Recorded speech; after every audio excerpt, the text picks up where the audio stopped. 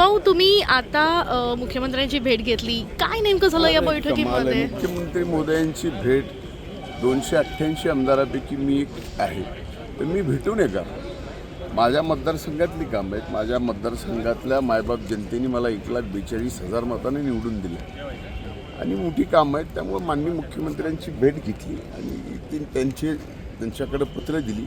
आता ती कामं होतील अशी अपेक्षा आहे. पण तुम्ही भेटता आणि असे वादग्रस्त खरं तर मुद्दे बाहेर येतात किंवा असाही आरोप तुमच्यावर केला जातो. हे काय का असं चाललंय होतं माझ्या नेमकं? आता याचा शोध पत्रकारितेने करावा, माध्यमांनीच करावा की नेमका ह्याच्यात काय आहे, मलाच का, मीच का. पण काही ऑडिओ वगैरे व्हायरल होत आहे.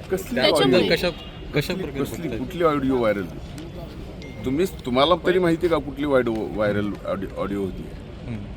माध्यम म्हणून तुम्हाला तरी माहीत आहे का की कुठली व्हायरल झालेली ऑडिओ आहे?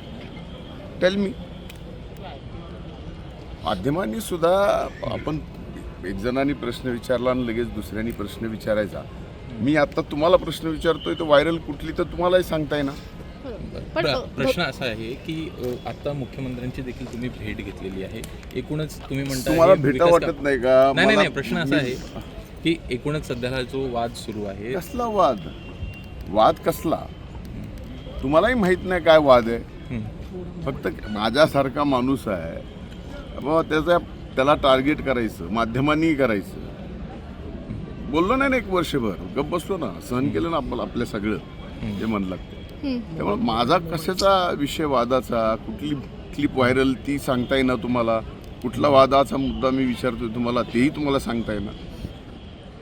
नेमकं सांगितलं तर पाहिजे ना प्रश्न उपस्थित करताना की हा फलाना वादाचा तुमचा विषय काय, तुमचं काय मत आहे?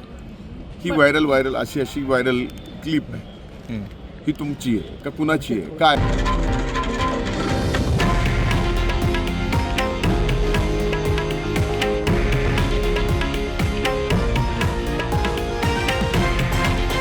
हे आहे देशातील नंबर 1 न्यूज नेटवर्क आणि आपण पाहत आहात TV9 मराठी, एकमेव.